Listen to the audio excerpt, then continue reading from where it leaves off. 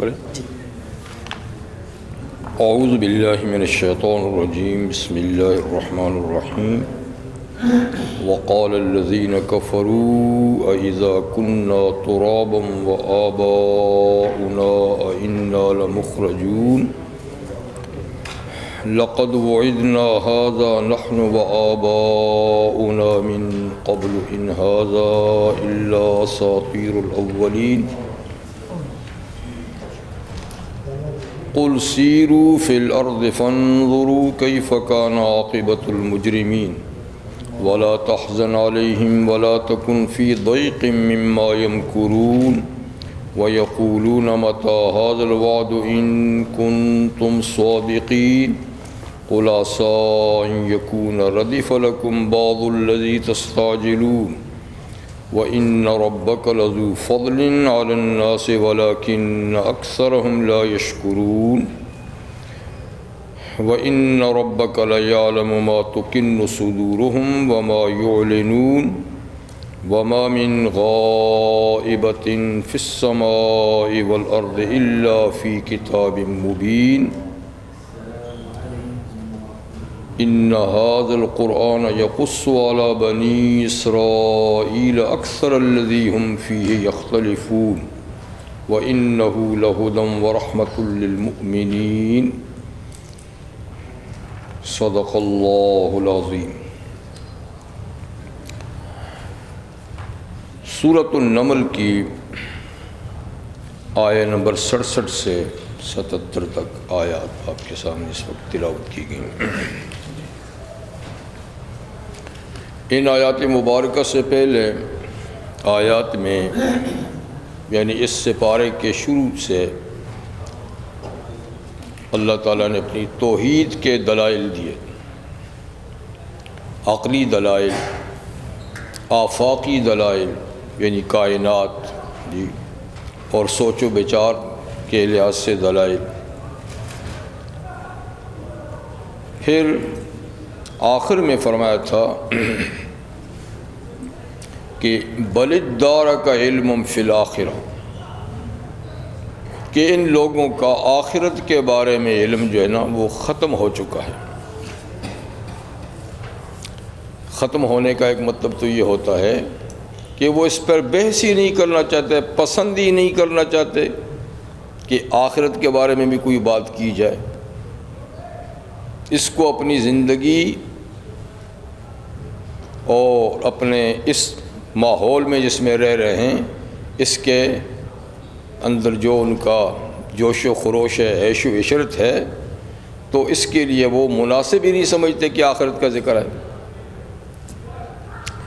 اور یہ کہ ان کا علم آخرت کے بارے میں ختم ہو چکا ہے، یعنی آخرت کا علم سرے سے وہ رکھتے ہی نہیں ہیں، ہے ہی نہیں آخرت جیسے کہ، بلکہ وہ یعنی اس سے شک میں ہیں اور بلکہ وہ سرے سے اندھے ہیں. جیسے اندھے کو کچھ بھی نظر نہیں آتا تو آخرت کے بارے میں یہ سرے سے بالکل اندھے ہیں. آج کی آیات میں اسی سلسلے میں ذکر ہے، یعنی معاد کا مسئلہ، کیونکہ قرآن حکیم کے اہم ترین مسائل میں سے ایک معاد کا مسئلہ ہے. معاد کا معنی کہ آخر یہ سفر ختم کہاں ہوگا. جس سفر پہ انسان نکلا ہوا ہے، چل رہا ہے، تو اس کی انتہا کہاں ہوگی. تو اس کی انتہا آخرت میں ہوگی. ابھی یہ سفر جاری ہے اور انتہا آخرت میں ہوگی. لیکن بہت سے لوگ آخرت کے قائل نہیں ہیں، وہ سمجھتے ہیں کہ سفر کی انتہا دنیاوی موت پر ہوگی. مر گیا آدمی، بس سلسلہ ختم ہو گیا، آگے کچھ بھی نہیں. تو چونکہ قرآن حکیم کے موضوعات میں جو عقائد ہیں، عقائد میں 3 عقیدے بڑے ہی اہم ترین ہیں. ہر عقیدہ اہم ترین ہے، کسی بھی عقیدے کا انکار کفر ہے، لیکن 3 عقیدے تو بہت ہی اہمیت کے حامل ہیں، جن میں سے ایک اللہ کی توحید کا عقیدہ ہے، وہ تو سر فہرست سب سے آگے ہے. اور دوسرا رسالت کا عقیدہ، اس لیے کہ اللہ کی معرفت رسول کے بغیر حاصل ہی نہیں ہو سکتی، رسول کے بغیر ہو ہی نہیں سکتی جی۔ یعنی انسان اپنے عقل سے اتنی بات تو معلوم کر سکتا ہے کہ کوئی نہ کوئی خالق ہے، ٹھیک، کوئی نہ کوئی مدبر اور کائنات کو چلانے والا ہے، لیکن اس کے حقوق کیا ہیں، اس کی صفات کیا ہیں، اس کے آداب کیا ہیں، اس کا پتہ آدمی عقل سے نہیں لگا سکتا۔ یہ وحی سے پتہ چلتا ہے کہ اللہ ہے تو اس کے حقوق کیا ہیں جی، اور اس کی عظمت کتنی بڑی ہے، اس کے بارے میں آداب کیا ہیں، تو یہ ساری چیزیں رسول کی وساطت سے معلوم ہوتی ہیں۔ اس لیے رسول کا عقیدہ، رسالت کا عقیدہ ایک لحاظ سے اس سے بھی اہمیت کا حامل ہے، اس لحاظ سے کہ اللہ کی معرفت اور اس کے حقوق رسول کے بغیر نہیں معلوم ہو سکتے۔ اسی لیے قرآن حکیم میں کہیں تو توحید کے مسئلے کو اللہ نے سب سے پہلے ذکر کیا ہے اور کہیں رسالت کی بات کو پہلے کیا ہے، ٹھیک ہے نا۔ تو اصل کے لحاظ سے تو توحید مقدم، رسالت بعد میں، لیکن اس لحاظ سے کہ توحید کی پہچان رسالت کے بغیر ممکن نہیں، تو رسالت کو بھی اللہ تعالیٰ نے آگے ذکر کیا ہے، ٹھیک ہے نا۔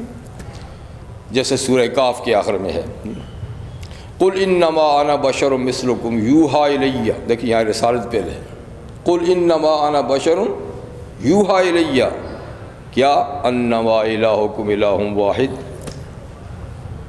تو پہلے نبی اپنی معرفت کراتا ہے، آپ کہہ دیجئے کہ میں انسانی برادری سے ہوں، کسی اور مخلوق سے نہیں، اور مجھ میں تم میں اگر فرق ہے تو وہ نبوت اور رسالت کے منصب کا ہے کہ میری طرف وحی آتی ہے، تمہارے پاس وحی نہیں آتی، ٹھیک۔ پھر اس کے بعد توحید، یوحی الیہ، میری طرف وحی کس بات کی، انما الہکم الہ واحد، کہ تمہارا معبود ایک ہی ہے، دیکھیں۔ اور کہیں اللہ تعالیٰ نے توحید کو پہلے ذکر کیا ہے جی۔ تو دو مسئلے یہ بڑے اہمیت کے ہیں، یعنی 6 مرکزی عقائد میں سے 3 کو زیادہ اولیت اور اہمیت حاصل ہے، توحید، رسالت، اور تیسرا ہے معاد، آخرت۔ کہیں کہیں اللہ نے توحید کے ساتھ صرف آخرت ہی کا ذکر کیا ہے، کہیں توحید کے ساتھ رسالت کا ذکر کیا ہے، اس لیے کہ انسان کی زندگی کی خوبی یا خرابی کا دار و مدار اگر آپ سمجھیں تو وہ آخرت کے عقیدے پر ہی ہے۔ یعنی ایک آدمی کیسی زندگی گزارے، آزادانہ زندگی گزارے تو آخرت کو بھول جائے جی، اور اگر ڈھنگ کی زندگی، قاعدے اور قانون کی زندگی گزارے تو آخرت کو ہر وقت پیش نظر رکھنا ہوگا۔ تو اس وقت تک آدمی عملی زندگی نہیں اختیار کر سکتا جب تک کہ آخرت پر یقین کامل نہ ہو اور صحیح زندگی، ٹھیک۔ اسی لیے اللہ تعالیٰ نے اس مسئلے کو بار بار اپنی توحید کی طرح، رسالت کی طرح بار بار معاد کے مسئلے کو ذکر کیا ہے، ٹھیک ہے۔ مسئلہ تقدیر کا بھی ہے لیکن کہیں کہیں اس کا ذکر ہے جی، اس کا بار بار ذکر ہے۔ تو ابھی اس آیت میں جو پچھلے پروگرام میں گزر چکی تھی، آخرت کا ذکر کیا، اور اب اللہ تعالیٰ اسی کو ذکر فرماتے آگے آج۔ وقال الذین کفروا، اور کافر لوگ کہتے ہیں جی، کیا کہتے ہیں، اَإِذَا كُنَّا تُرَابًا، کیا جب ہم مٹی ہو جائیں گے، موت کے بعد مٹی میں جب دفن ہو جائیں گے تو کچھ عرصہ گزرنے کے بعد ہمارے جسم کے اجزاء گل سڑ کر مٹی کا حصہ بن جائیں گے جی۔ وآباؤنا، ہم بھی اور ہمارے باپ دادے بھی جو ہم سے پہلے جا چکے ہیں، تو کہتے ہیں اِنَّا لَمُخْرَجُونَ، بڑے تعجب سے کہتے ہیں کیا ہم دوبارہ پھر مٹی سے نکالے جائیں گے؟ یعنی عقل اس بات کو باور نہیں کرتی کہ جسم بالکل گل سڑ جائے اور اس کے ذرات مٹی کے ذرات میں مل جائیں، مکس ہو جائیں، تو پھر وہ کس طریقے سے زندہ ہوگا؟ تو اس لیے تعجب کے انداز سے کہتے ہیں کہ آخرت نہیں ہے، ہوتی تو کم از کم کوئی نہ کوئی تو آتا نا واپس۔ تو آج تک جو گئے ہیں ان میں سے تو ایک بھی نہیں آیا، تو یہ اس بات کی علامت ہے کہ آخرت نہیں ہے۔ اور جب انسان مر کے مٹی میں رل مل جائے گا، جیسے کہ دوسری آیت میں اَإِذَا ظَلَلْنَا فِي الْأَرْضِ، کیا جب ہم مٹی میں رل مل جائیں گے، گم ہو جائیں گے ہمارے جسم کے اجزاء، اور بڑے تعجب سے کہتے تھے ایک دوسرے کو، حَلْ نُنَبِّئُكُمْ عَلَىٰ رَجُلٍ، تمہیں ایک ایسا آدمی نہ بتائیں، يُنَبِّئُكُمْ إِذَا مُزِّقْتُمْ كُلَّ مُمَزَّقٍ إِنَّكُمْ لَفِي خَلْقٍ جَدِيدٍ۔ وہ تو جناب ایسی عقل سے ماورا بات کہتا ہے کہ اذا مزقتم کل ممزق، جب تم مکمل ریزہ ریزہ ہو جاؤ گے، مکمل ذرہ ذرہ ہو جاؤ گے، تو تم پھر نئی تخلیق سے پھر پیدا ہو جاؤ گے۔ کہتے ہیں افطرى علی اللہ کذبا ام بہ جنہ، ایسی خلاف عقل بات کہہ کر اس نے تو اللہ پر معاذ اللہ، معاذ اللہ، اللہ پر جھوٹ گھڑ دیا کہ پھر اللہ پیدا کرے گا۔ اور یا تو وہ دیوانہ ہے، یا تو وہ ایسی بات کہتا تو دیوانہ ہے، اور یا اگر سوجھ بوجھ رکھتا ہے تو خدا پر معاذ اللہ جھوٹ بولتا ہے۔ تو اتنا یعنی ان کو آخرت کے عقیدے سے بودھ تھا، ناممکن سمجھتے تھے۔ تو یہاں بھی فرمایا کہ کافر لوگ آخرت کے بارے میں یہ کہتے ہیں کہ جب ہم مٹی ہو جائیں گے اور جب ہمارے باپ دادے بھی، تو کیا ہم دوبارہ نکالے جائیں گے؟ یعنی یہ ہو نہیں سکتا، یہ ہو نہیں سکتا۔ کہتے ہیں کہ یہ کوئی نئی بات نہیں کہہ رہے محمد صلی اللہ علیہ وسلم، ایسی باتیں ان سے پہلے بھی لوگ کہتے چلے گئے ہیں، یعنی اور انبیاء کرام، تو ان سے پہلے بھی ایسی باتیں لوگ کہتے چلے گئے ہیں، لیکن ان کی باتیں بھی نتیجہ خیز ثابت نہیں ہوئی، تو ان کی بات بھی معاذ اللہ نتیجہ خیز ثابت نہیں ہوگی۔ کہتے لقد وعدنا ھذا نحن وآباؤنا من قبل، یقیناً ہم سے وعدہ کیا جاتا ہے اس بات کا ان کے ذریعے سے، اور ہمارے باپ دادوں سے بھی وعدہ کیا گیا تھا من قبل، اس سے پہلے ان کے دور میں بھی ایسے لوگ آئے تھے، یعنی انبیاء کرام، وہ بھی کہتے تھے کہ موت کے بعد حیات ہے، قیامت ہے جی، لیکن اب تک تو قیامت ہوئی نہیں۔ ان ھذا الا اساطیر الاولین، نہیں ہے یہ آخرت کے بارے میں، نہیں ہے یہ مگر پہلے لوگوں کی کہانیاں ہیں جو رپیٹ ہوتی چلی آ رہی ہیں۔ پہلے بھی کہتے تھے، یہ بھی کہتے ہیں جی۔ تو اساطیر اسطورہ کی جمع ہے جی۔ اسطورہ اصل میں یونانی زبان کا لفظ ہے، تو ایک زبان کے الفاظ دوسری زبان میں منتقل ہو کر اس کا حصہ بن جاتے ہیں نا، تو اسی طریقے سے عربی میں کئی دوسری زبانوں کے الفاظ آ کر عربی میں استعمال ہو گئے، تو یہ اصل میں یونانی زبان کا لفظ ہے، اور یہی انگلش میں اس کو سٹوری کہتے ہیں، اسطورہ، سٹوری جی، اساطیر۔ تو یہ سٹوری ہے، بس ایک کہانی ہے جو پہلے لوگ بھی کہتے تھے، یہ بھی کہتے ہیں، لیکن واقعتاً یعنی ایسی کوئی بات ہو نہیں سکتی۔ یہ تو اللہ تعالیٰ نے کافروں کے بارے میں ارشاد فرمایا کہ ان کا نظریہ یہ ہے کہ کچھ کافر ایسے ہیں جو سرے سے آخرت کے منکر ہیں، ڈنکے کی چوٹ، لیکن کچھ شک اور تردد میں، جیسے اوپر کیا کہیں گے نا، بل ہم فی شک منھا، بعض جو ہیں وہ شک میں ہیں، یا ہو نہ ہو یہ لوگ کہتے ہیں، ہو نہ ہو یہ لوگ کہتے ہیں جی، یقین نہیں ان کو بھی، لیکن کچھ تو کہتا ہے بالکل افطر علی اللہ کذبا ام بھی جنہ جی۔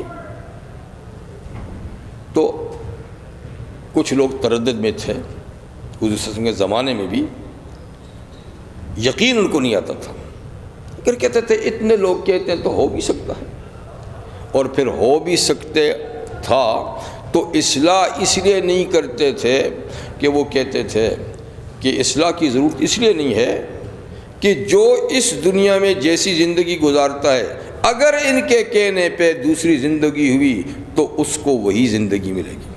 وہ ہندوؤں والا عقیدہ، ہندوؤں والا عقیدہ جی، کہ یہاں اچھی زندگی ہے تو دوسرے جنم میں بھی ہاں جی، اور یہاں خراب زندگی ہے تو دوسرے جنم میں بھی خراب۔ تو ان کا یہ تھا کہ اگر ہوا تو ہمیں کچھ کرنے کی ضرورت نہیں ہے، یہ زندگی اس زندگی کی کامیابی کی علامت ہے، جو یہاں ملا ہے وہ وہاں بھی ملے گا، جن کو یہاں نہیں ملا ان کو وہاں بھی نہیں ملے گا، یعنی بفرضے کہ ہو گیا تو، اور کچھ کہتے تھے ہے ہی نہیں ہے، بس ختم ہے۔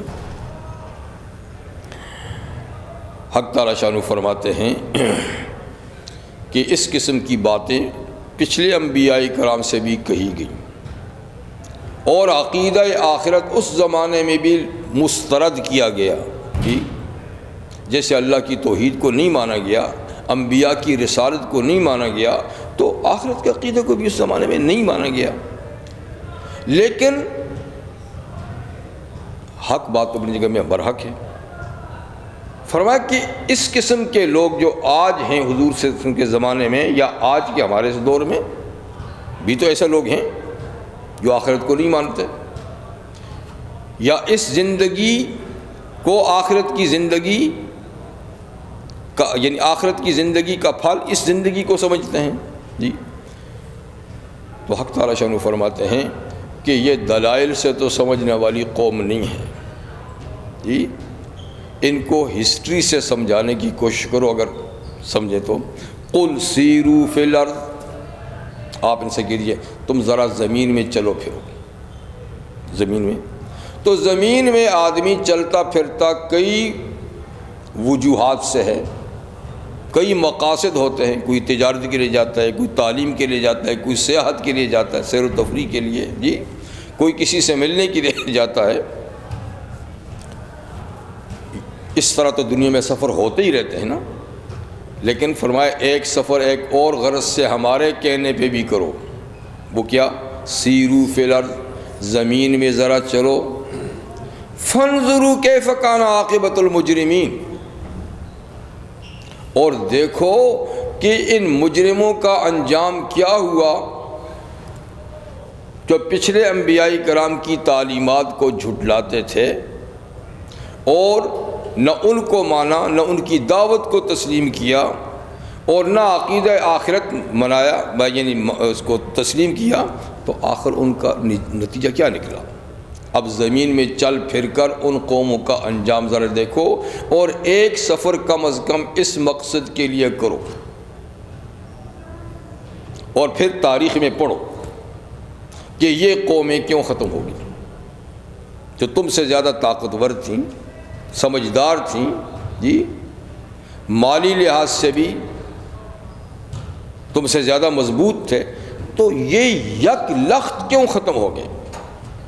پوری کی پوری قوم کیوں مٹ گئی؟ کیونکہ تاریخ میں تو یہ واقعات ہیں کہ اللہ تعالیٰ نے پوری کی پوری قوم کو ختم کر دیا، اگر کوئی بچا تو وہی نبی اور نبی پر ایمان لانے والے اس زمانے میں جو ہوتے تھے بس۔ تو یہ دیکھو، تو جو انجام ان کا ہوا وہ انجام تمہارا بھی ہونا ہے، مطلب وہ انجام تمہارا بھی ہونا ہے جی۔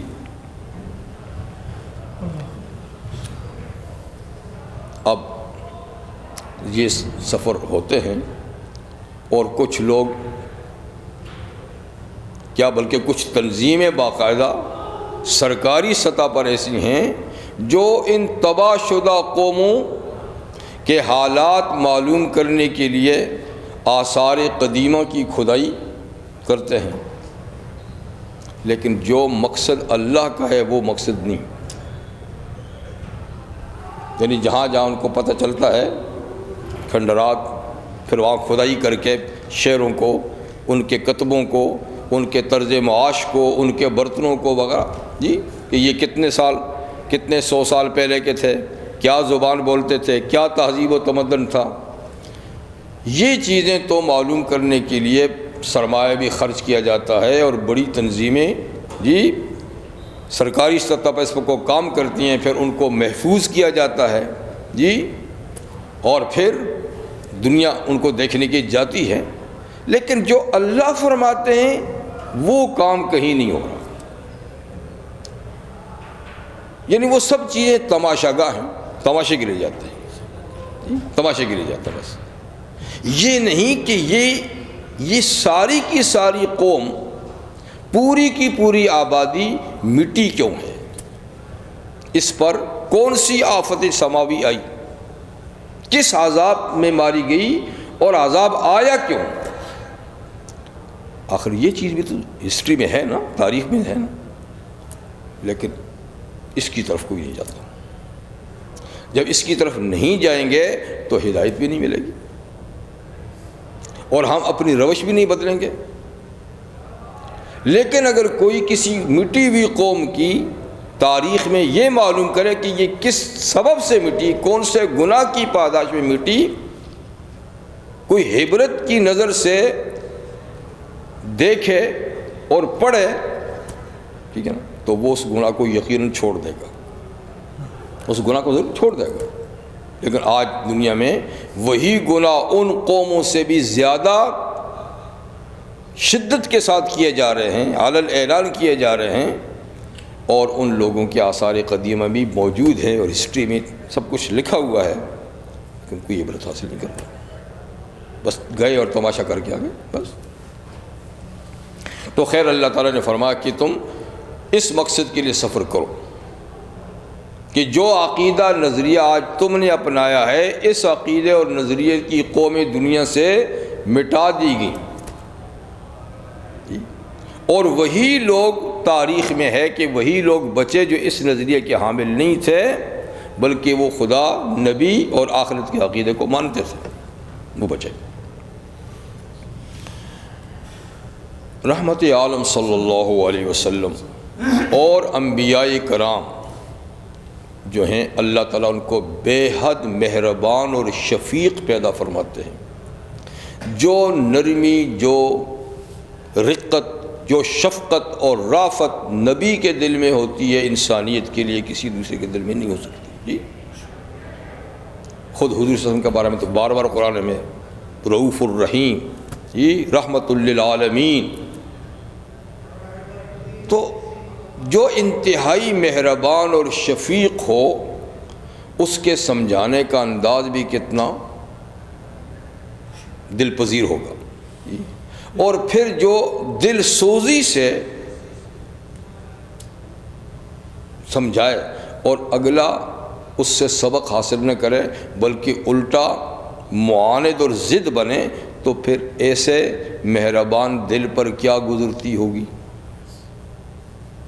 ایک تو ہمیں نا، ہم تو کہتے ہیں نہیں مانتا نہ مانے، ہمیں تو پتہ ہی ہو، نہیں مانتا تو نہ مانے، اپنی قبر میں جائے گا، جائے جہنم میں، ہم تو ایسے کہہ دیتے ہیں. نبی تو ایسے نہیں دیکھتا، ان کا تو دل پھر کڑتا ہے، اور وہ تو پھر اپنی جان سے تنگ آ جاتے ہیں کہ میں اس شفقت اور مہربانی سے ان کو سمجھاتا ہوں، اور یہ پھر اپنے ان کی فائدے کی بات کرتا ہوں، بے لوث کچھ ان سے مانگتا بھی نہیں، پھر بھی یہ نہیں مانتے.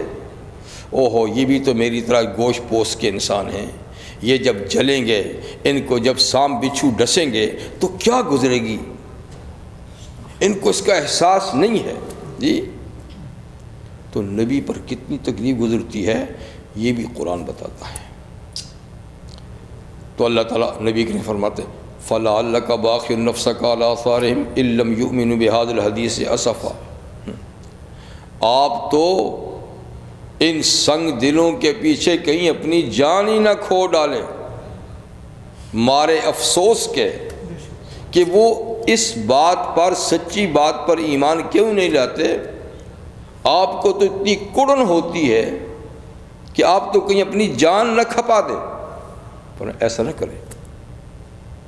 یا بھی فرماتے ہیں وَلَا تَحْزَنْ عَلَيْهِمْ، آپ ان پر غم نہ کریں، آپ ان پر غم نہ کریں۔ وَلَا تَكُ فِي ضَيْقٍ مِّمَّا يَمْكُرُونَ، اور آپ کسی تنگی میں بھی اپنے آپ کو نہ ڈالیں جو یہ حق کے خلاف تدبیریں کرتے ہیں، مکاریاں کرتے ہیں اور چالیں چلتے ہیں اور منصوبے بناتے ہیں، تو آپ اس سے دل تنگ نہ کریں اور آپ اپنے آپ کو زیادہ غم زدہ نہ کریں، اس لیے کہ ہدایت دینا نہ دینا ہمارا کام ہے۔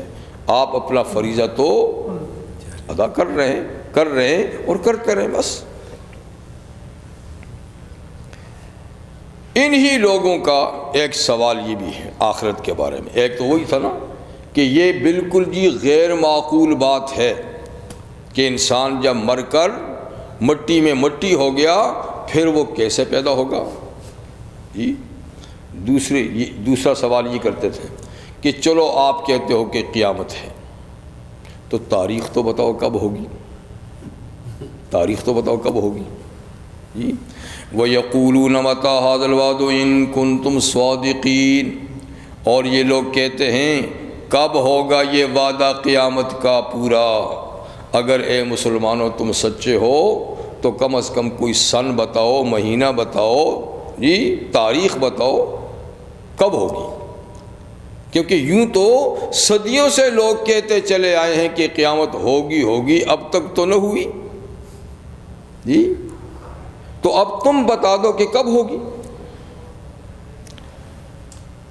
لیکن یہ اللہ تعالیٰ کی حکمت ہے کہ بعض چیزیں اللہ نہیں بتاتے۔ اگر قیامت بتا دی جائے تو جو نظام اللہ نے قائم کیا ہے یہ چلے گا ہی نہیں، رک جائے گا، ٹھیک ہے نا، جب بتا دی جائے۔ تو اصل میں قیامتیں دو ہیں، انسان کو دونوں کا علم نہیں ہے۔ انسان کو بعض ملائکہ جو ہیں ان کو ایک قیامت کا علم تو ہے لیکن دوسری کا ان کو بھی نہیں ہے۔ تو قیامت صغریٰ جو ہے نا، شخصی قیامت، اس کا علم تو متعلقہ فرشتوں کو دیا جاتا ہے، لیکن قیامت کبریٰ کا، بڑی قیامت کا ان کو بھی نہیں ہے۔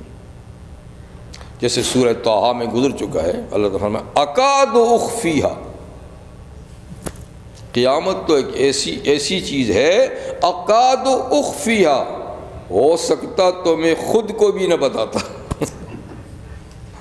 ہو سکتا تو میں اپنے آپ کو بھی نہ بتاتا، اتنی چھپا کے رکھی ہے کہ کسی کو نہیں پتا، نہ کسی نبی مرسل کو پتا ہے، نہ کبھی کسی فرشتہ مقرب کو پتا ہے، بس مجھے ہی پتا ہے اس کی گھڑی، اس کا ٹائم، فکس ٹائم۔ جی لیکن قیامت صغریٰ میں نے کہا اگر قیامت صغریٰ کسی کو پتا ہے، ہر آدمی کی موت یہ اس کی قیامت ہے نا، من مات فقط قامت قیامت، جو آدمی مر گیا اس کی قیامت اسی وقت شروع ہوگی۔ تو یہ بھی کسی آدمی کو نہیں پتا کہ اس کی موت کب واقع ہوگی، کہاں واقع ہوگی۔ وما تدری نفس ماذا تکسب غدا وما تدری نفس بأی ارض تموت، کسی کو پتہ نہیں کہ کل کیا کرے گا۔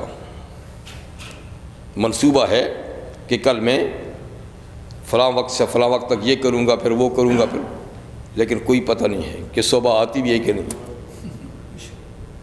کل کا وعدہ کرنے والا شاید کل نہ آئے، کل کا وعدہ، ٹھیک ہے نا، اچھا بھائی میں کل آؤں گا، کل کا وعدہ کرنے والے شاید کل نہ آئے، کیا پتہ ہے؟ تو نہیں معلوم کسی کو کہاں مرے گا، کب مرے گا، کتنی زندگی اس کی، لیکن متعلقہ فرشتوں کو یہ بتایا جاتا ہے۔ جیسے ایک حدیث میں ہے کہ جب بچے کی رحم میں روح پھونکی جاتی ہے، باڈی بننے کے بعد روح پھونکی جاتی ہے، تو اس کام پر جو متعین فرشتہ وہ اللہ تعالیٰ سے پوچھتا ہے کہ یا اللہ اب اس کے بارے میں، یہ اب انسان مکمل ہو گیا جی، تو اس کے بارے میں بتائیے کہ کیا لکھوں، فرمایا اس کی عمر لکھو، اتنے سال، اتنے مہینے، اتنے دن، اتنے گھنٹے، اتنے منٹ، اتنے سیکنڈ، جی اس کی روح نکلے گی، کہاں نکلے گی، وہ بھی کہاں دفن ہوگا، اور یہ کہ روزی کتنی ملے گی، یہ بھی ساری لکھ دو، ٹھیک ہے، کہاں کہاں سے ملے گی تفصیلات کے ساتھ، اور یہ کہ مومن ہوگا یا کافر ہوگا، خوش نصیب ہوگا کہ بد نصیب ہوگا۔ تو یہ کچھ باتیں متعلقہ فرشتے سے لکھوا دی جاتی ہیں، اور پھر جس سال ٹائم پورا ہونا ہے اس سال پھر اس کی دوبارہ لسٹ جو ہے حضرت اسرائیل کے حوالے کر دی جاتی ہے کہ فلاں فلاں فلاں فلاں لوگ جو ہیں نا اس سال میں فلاں فلاں دنوں میں فلاں فلاں وقت میں ان کی روح قبض کرنی ہے۔ یہ قیامت صغریٰ ہے، لیکن کسی انسان کو نہیں بتایا۔ اگر کسی آدمی کو پتہ چل جائے تو آپ اندازہ کریں اس کی زندگی پھر کیسے گزرے گی، وہ تو پھر گنتی میں گزرے گا۔ اب دوسرے طرح کی گنتی ہے نا، سال گرہ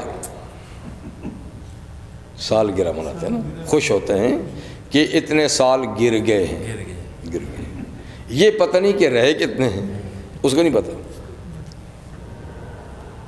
اس لیے کہ اس کو پتہ نہیں ہے۔ اگر کسی کو یہ پتہ چل جائے کہ آج میری سال گرہ ہے اور کل میری روانگی ہے تو سال گرہ منائے گا؟ اب امید ہے 20-25 سال رہوں گا، اتنے سال رہوں گا اپنے خیال سے، جی، لیکن کوئی کسی کو پتہ نہیں ہے۔ اب ہم کیونکہ پتہ نہیں ہے اس لیے چلتے کسی طرف ہیں، دیکھتے کسی اور طرف ہیں،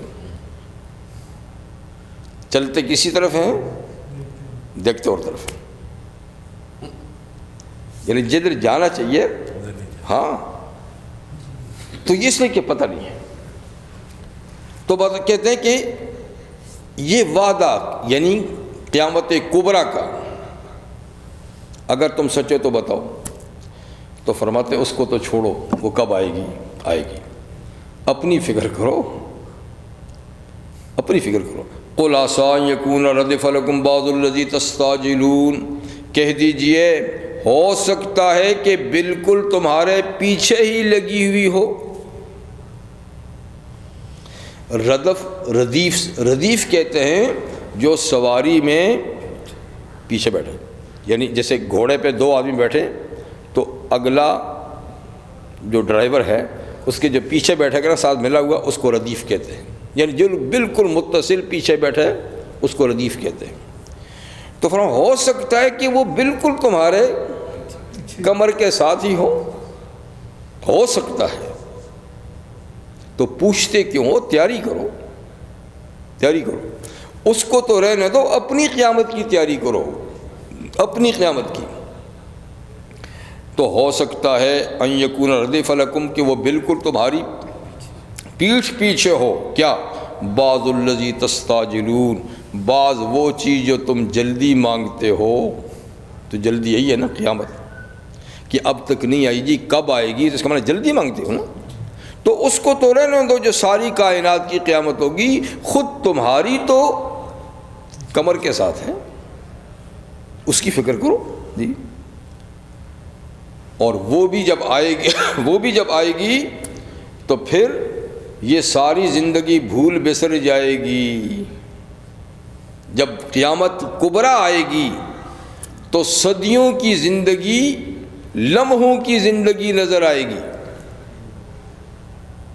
کیونکہ جب قیامت کے دن منکرین قیامت سے پوچھا جائے گا دنیا میں کتنے رہ کر آئے ہو، اب تو خیر سے عمریں ماشاءاللہ ہماری کتنی ہیں، پہلے تو ہوتی تھی نا 4 سال 500 سال 600 سال جی 1000 سال تک، اس سے بھی اوپر، تو لمبی لمبی عمریں ہوتی تھیں۔ تو ان سے پوچھا جائے کہ کتنے رہ کر آئے ہو، ما لبسنا غیر ساعہ، ہم 1 ساعت سے زیادہ نہیں رہے۔ تو ساعت کا لفظ ایک لمحے پر بھی بولا جاتا ہے، ایک گھنٹے پہ بھی بولا جاتا ہے جی، قیامت کو بھی کہتے ہیں، کئی معنی. تو ما لبثنا غیر ساعۃ کا معنی ہم بالکل معمولی تھوڑے سے رہے. ایک جگہ ہے سورہ طٰہٰ میں کہ کہیں ایک دوسرے سے کہیں گے یار ہم دنیا میں 10 دن رہ کے آئے ہیں، بس 10 دن. اور پھر جو ان میں زیادہ سمجھدار کہ کہیں نہیں 10 کہاں، ایک ہی دن رہے ہیں. واہ، ایک دن رہے. اور کچھ کہیں گے ایک لمحہ رہے ہیں، کچھ کہیں گے پتہ ہی نہیں ہے، ہم نے تو گنتی یاد نہیں کی. گنتی یاد کرنے والے فرشتوں سے پوچھو یار کتنے رہے ہیں. تو جب قیامت کبریٰ آئے گی فرمایا کہ پھر تم اس زندگی کو بھول ہی جاؤ گے کہ ہم رہے بھی ہیں، کتنے رہے ہیں. اس لیے کہ جب مصیبت آتی ہے نا تو ساری راحت انسان بھول جاتا ہے. یہ انسان کی فطرت ہے. مصیبت آئی تو ساری راحت بھول جاتا ہے، اور راحت آئے تو ساری مصیبت بھول جاتا ہے. یہ بھی ہے. تو فرمایا کہ ہو سکتا ہے کہ وہ بالکل تمہارے پیچھے لگی ہوئی ہو جو تم جلدی مانگتے ہو. وَإِنَّ رَبَّكَ لَذُو فَضْلٍ عَلَى النَّاسِ. فرمایا انسان تو بڑا جلد باز ہے نا، وَكَانَ الْإِنسَانُ عَجُولًا. انسان بڑا جلد باز ہے، خیر بھی جلدی مانگتا ہے اور شر بھی جلدی مانگتا ہے. کبھی کبھی تو موت مانگنے لگ جاتا ہے جب مصیبت میں پھنسا نا، ہائے میں مر جاؤں. تو جیسے کہ آگے راحت اور آرام رکھا ہوا ہے، ہائے میں مر گیا تو آرام میں چلا جاؤں گا. جی کرتوت نہیں دیکھتا کہ ہائے مر گیا تو آگے تو اور مصیبت ہو جائے گی. ابھی تو پھر توبہ کا دروازہ کھلا ہوا ہے، اصلاح کی صورت ہے، پھر تو کچھ نہیں رہے گا. جی اسی لیے حضور سے فرمایا کہ مصیبت میں پڑ کے اپنے اولاد کے لیے بد دعا مت کرو. ہو نہ ہو کسی ایسے وقت میں تمہارے منہ سے بد دعا نکلے کہ وہ قبولیت کا وقت ہو، تو اپنے مال اور اپنی اولاد کی بربادی کی دعا کبھی نہیں کرو، بعد میں پھر پچھتاؤ گے. اگر وہ عین ٹائم قبولیت کے ٹائم پہ ہو گئی اور اس کا نتیجہ سامنے آیا تو پھر رود ہو گئے. لیکن وہی نا، انسان جلد باز ہے، وہ اپنے لیے بھی مصیبت مانگ لیتا ہے، کبھی دوسروں کی بھی نہیں مانگ لیتا ہے. تو فرمایا انسان جلد باز ہے، لیکن اللہ جیسے حدیث میں فرمایا کہ الطوعۃ من الرحمن والعجلۃ من الشیطان. جلد بازی شیطان کا کام ہے، رحمان کا کام آرام آرام سے سوچ سمجھ کر. وَإِنَّ رَبَّكَ لَذُو فَضْلٍ عَلَى النَّاسِ. اور بے شک آپ کا پروردگار بڑے ہی فضل والا ہے لوگوں پر. اگر وہ ان کی جلد بازی کی بد دعائیں قبول کر لے فوری طور پہ اور نتیجہ ظاہر کر دے تو معاملہ خراب ہو جائے. لیکن اللہ تعالیٰ حکمت سے، اپنی مہربانی سے، اپنے فضل سے معاملہ فرماتے ہیں، اور کتنی ہی بد دعائیں ہیں جانے دیتے ہیں. پر ہر بد دعا قبول کر لیں ان کو مشکل میں پڑ جائے انسان. جی اللہ فضل والے ہیں. ولیکن اکثرهم لا یشکرون. لیکن اکثر لوگ پھر بھی اللہ کا شکر بجا نہیں لاتے. پھر جب ہوش آتی ہے، اوہو میں نے کتنی غلط بات کہی تھی، میں نے کتنی غلط بد دعا نکال دی تھی، بعد میں پچھتاتا بھی ہے انسان. لیکن اللہ تعالیٰ بہرحال مہربانی کرتے ہیں. جی وَإِنَّ رَبَّكَ لَيَعْلَمُ مَا تُكِنُّ صُدُورُهُمْ وَمَا يُعْلِنُونَ. اور بے شک آپ کا پروردگار جانتا ہے جو ان کے دل چھپاتے ہیں، ان کے دل کے راز، ان کے دل کے وسوسے، ان کے دل کے خیالات اللہ تعالیٰ جانتے ہیں. جی وما یعلنون. اور جو یہ اپنی زبان سے ظاہر کرتے ہیں، جی پبلک میں ظاہر کرتے ہیں یا جو بھی، تو اللہ کو ان کے ظاہری اعمال کا بھی پتہ ہے اور ان کے وساوس اور خیالات کا بھی پتہ ہے. جی کہ کون دل میں کیا عقیدہ رکھتا ہے، کون دل میں کون سا خیال رکھتا ہے، کون دل کے اندر کون سی اخلاقی خوبی رکھتا ہے یا اخلاقی برائی رکھتا ہے، اللہ تعالیٰ کو سب کچھ پتہ ہے جی۔ صرف انہی کے سینوں کی بات یا انہی کی ظاہری باتیں نہیں، وَمَا مِنْ غَائِبَةٍ فِي السَّمَاءِ وَالْأَرْضِ إِلَّا فِي كِتَابٍ مُبِينٍ، اور کوئی چیز بھی چھپی ہوئی آسمانوں اور زمین میں نہیں مگر سب کچھ کتاب مبین میں ہے۔ کتاب مبین سے مراد ہے علم الہی، اللہ کا علم جی، یا آپ لوح محفوظ کے ہیں، لوح محفوظ بھی علم الہی سے کنایہ ہے جی۔ تو یعنی کوئی غائب چیز، اور یہ غائب مخلوق کے لحاظ سے ہے، خدا کے لیے تو غائب کچھ نہیں ہے، اللہ کے لیے تو غائب کچھ نہیں ہے نا، یعنی مخلوق سے کوئی چیز بھی ایسی نہیں جو آسمانوں میں غائب ہو یا زمین میں غائب ہو، مخلوق سے، وہ خالق کے علم میں ہے، کتاب مبین میں ہے، یعنی اللہ کے علم میں ہے، اور لوح محفوظ میں اللہ نے اس کو لکھ دیا ہے۔ اللہ تعالیٰ نے اللہ کے حکم سے قلم نے لکھ دیا ہے۔ تو اللہ کا اتنا وسیع علم ہے، اتنا وسیع کہ جس کی کوئی حد نہیں۔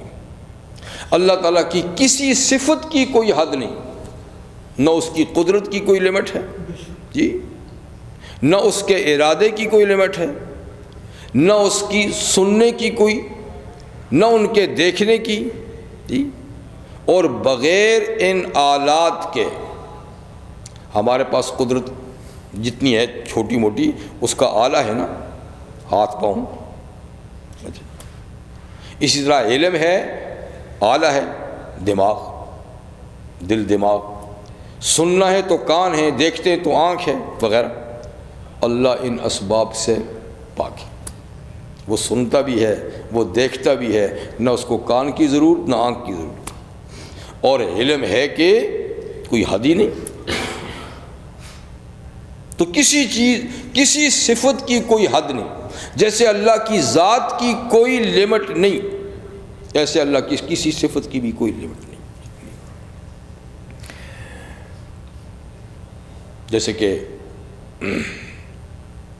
شاید میں نے پچھلے پروگرام میں بتایا ہوگا غالب، موسیٰ اور خضر علیہ السلام کا بتایا تھا نا، ہاں دیکھا، وہ بھی ایک مثال دی تھی اللہ کے علم کی، ایک مثال دی تھی، ورنہ اللہ کے علم پہ تو کوئی مثال بھی فٹ نہیں آتی۔ جیسے لیس کمثلہ شیء، اللہ کی مثل کوئی چیز نہیں کہ آپ مثال دے سکیں، اس لیے فرق فلا تضربوا للہ الامثال، اللہ کے لیے مثالیں پیش کرو ہی نہیں، پیش کرو ہی نہیں، نہ اس کی ذات کی نہ اس کی صفات کی جی۔ ان ھذا القرآن یقص علی بنی اسرائیل اکثر الذی ھم فیہ یختلفون، یہ تو منکرین قیامت کے سلسلے میں اللہ تعالیٰ نے کچھ باتیں فرمائیں کہ ان کے خیالات ایسے ہیں یا وہ اس قسم کے سوالات کرتے ہیں جی، اور ان کو یہ آپ جواب دے دیں۔ ایک یہ کہ ان قوموں کا انجام دیکھو جو یہی عقیدہ اور نظریہ رکھتی تھیں، ان کو اللہ نے صفحہ اصلی سے ناپید کر دیا ٹھیک۔ اور یہ کہ دوسری بات یہ فرمائی اللہ تعالیٰ نے کہ تم جو قیامت کو جلدی جلدی مانگتے ہو تو کچھ پتہ نہیں کہ وہ اس قیامت کو رہنے دو، اپنی قیامت کی فکر کرو، اپنی قیامت کی فکر کرو جی، وہ اپنے ٹائم سے آئے گی، لیکن تمہاری قیامت جو ہے وہ تو لگی ہوئی ہے نا، اس کے لیے تو صدیاں نہیں چاہیے نا، تو اس کی فکر کرو، تیاری کرو۔ اب یہاں سے اللہ تعالیٰ بنی اسرائیل کی طرف کلام کا رخ موڑتے ہیں۔ یہ لوگ کسی انداز سے آخرت کا عقیدہ تو رکھتے ہیں مگر ان کا عقیدہ بھی نامکمل ہے، جیسے اللہ کے بارے میں سوء معرفت، نبیوں کے بارے میں سوء معرفت، آخرت کے بارے میں بھی سوء معرفت، یعنی معرفت ہے قابل قبول نہیں، اللہ کے بارے میں بھی اہل کتاب کی معرفت سوء معرفت ہے، جیسے اللہ تعالیٰ کی معرفت ہونی چاہیے وہ نہیں جی۔ انبیاء کرام کی جو پوزیشن اور جو مقام ہے وہ نہیں. ان کے ہاں کیا ہے کہتے وہ تو عام آدمی ہیں, ان سے بھی گناہ ہو جاتا ہے, کہتے نبی سے بھی گناہ ہو جاتا ہے. یہ یہودیوں کا عقیدہ ہے.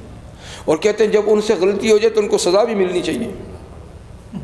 اور کون دے گا؟ امت دے گی, امت دے گی. بھائی وہ نبی کیا ہوا, وہ رہنما کیا ہوا کہ جس سے غلطی ہو اور غلطی امتی پکڑے اور سزا بھی اس کو امتی دے. اس لیے آپ بائبل میں پڑھیں تو آپ کو عجیب و غریب باتیں انبیاء کے بارے میں ملیں گی جنہوں نے ایسے ایسے الزام لگائیں کہ ہم اس کو زبان پہ نہیں لا سکتے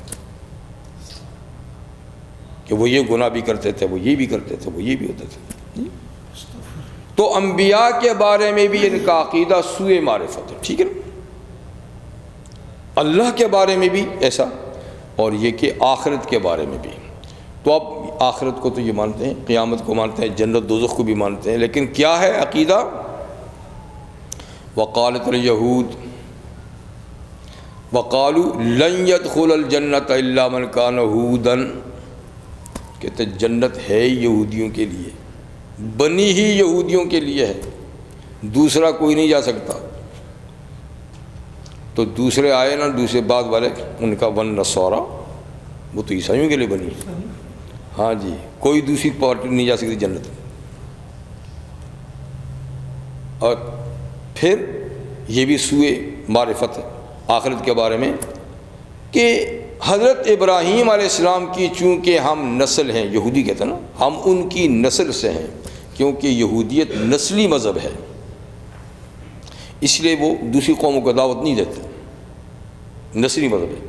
کہتے ہم چونکہ ابراہیم علیہ السلام کی نسل ہیں اور وہ تو ہیں خلیل اللہ, اس لیے وہ اپنی نسل کے کسی آدمی کو جہنم میں نہیں جانے دیں گے.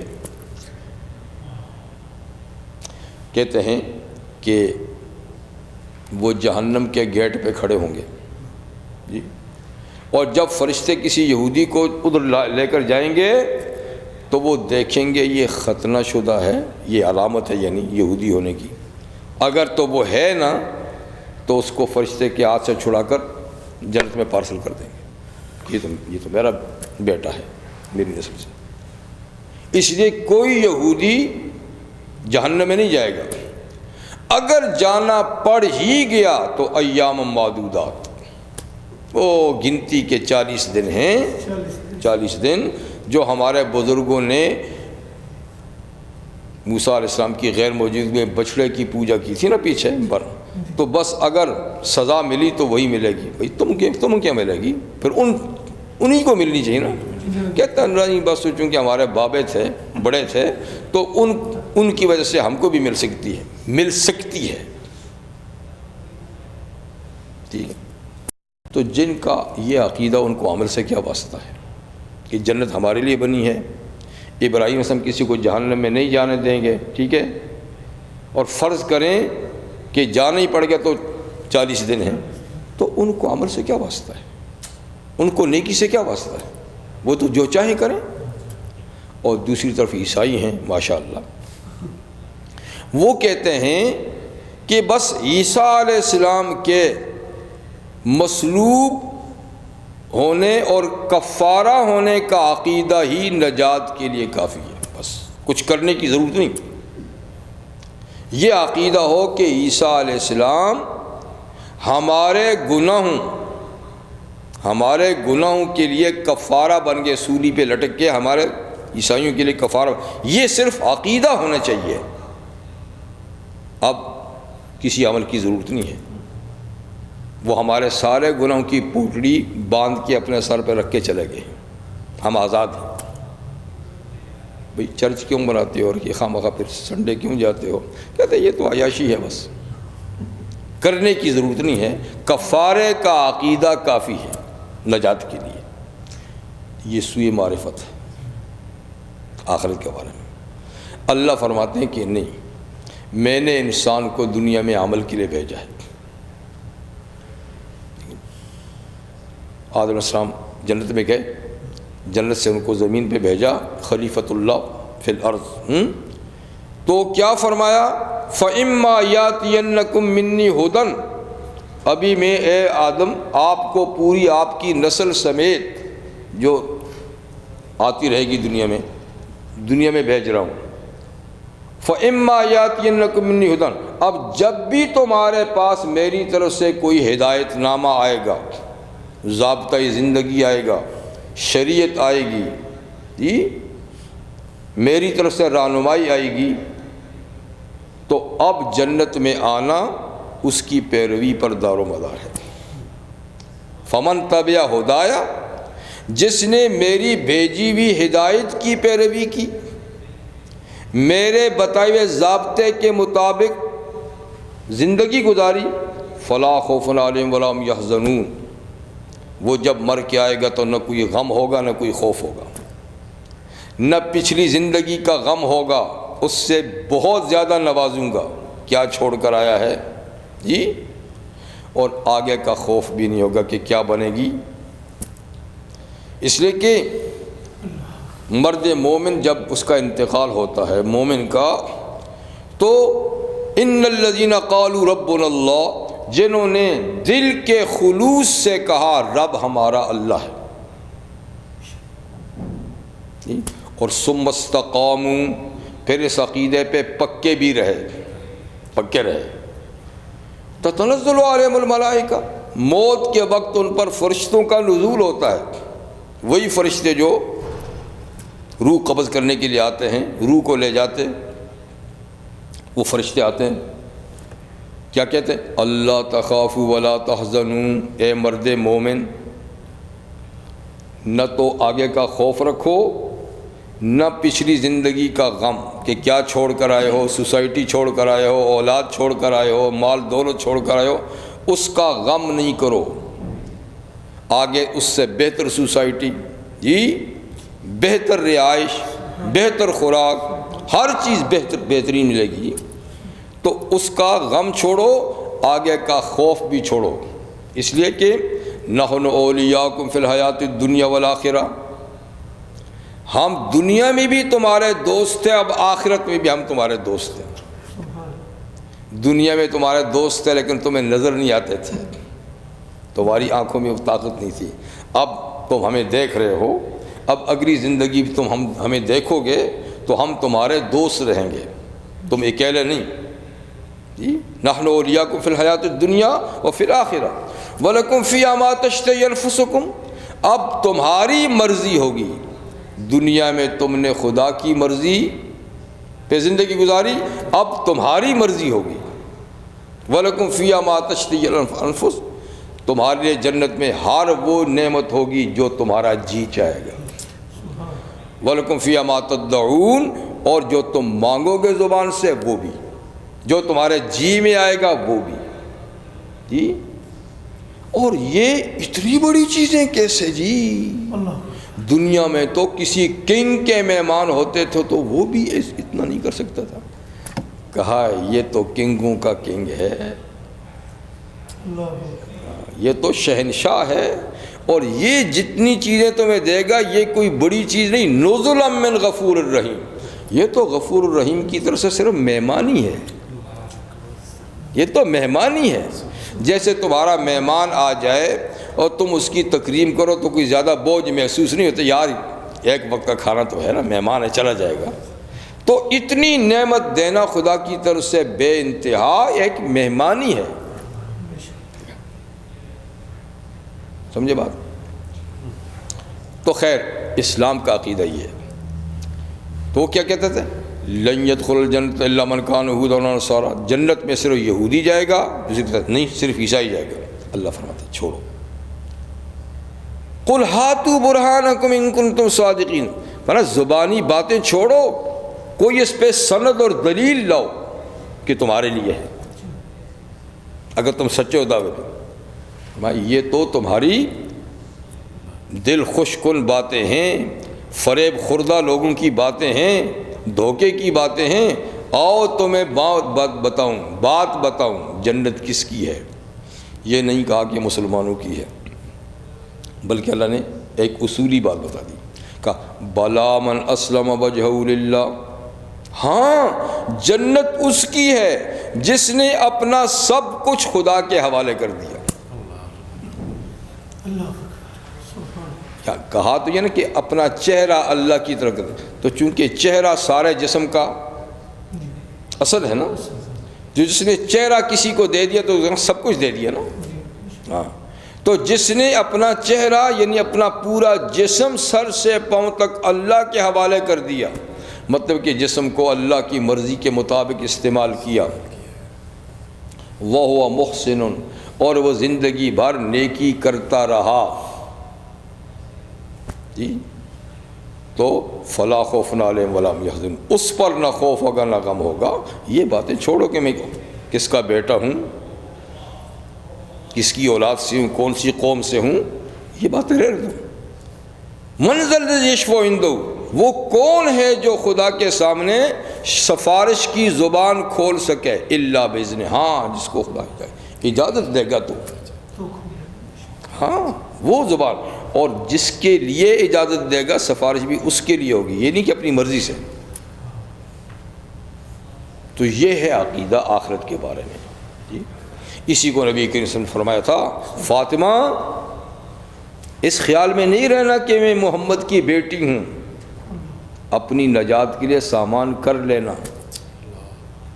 عباس یہ نہیں کہنا کہ میرا بیٹا میرا بھتیجا نبی ہے. صفیہ یہ نہیں کہنا کہ میرا بھتیجا. تو آپ نے نام لے لے کر بھی کہا کہ اس خیال میں نہیں رہنا، اپنی نجات کے لیے جاری کرو، پھر اللہ کی مرضی ہے. تو فرماتے ان ھذا القرآن، اب یہودیوں نے اپنی کتابوں کو مسخ کر کے اس قسم کی فریب کی باتیں لکھ دی ہیں. 40 دن رہیں گے، ابراہیم علیہ السلام چھڑا دیں گے، جنت ہماری ہے. فرمایا یہ قرآن بتاتا ہے تم نے کہاں اپنی کتابوں میں چوری کی، ہاں چور بازاری سے کام لیا ہے، کہاں تبدیلی کی ہے، کون سی آیتیں نکالی ہیں، ٹھیک ہے نا، کون سی تم نے اپنی طرف سے داخل کی ہیں. یہ قرآن پڑھو، یہ تمہیں بتائے گا بنی اسرائیل نے کیا کیا ہے. جو باتیں قرآن سے میچ کرتی ہیں وہ صحیح ہیں، خدا کی باتیں بائبل میں. جو قرآن مجید سے مخالف ہیں وہ یاروں نے خود لکھی ہیں. ہاں فرمایا ان ھذا القرآن، بے شک یہ قرآن، یقص علی بنی اسرائیل، یہ بیان کرتا ہے بنی اسرائیل پر، اکثر الذی ھم فیہ یختلفون، بہت وہ باتیں جس میں وہ اختلاف رکھتے ہیں.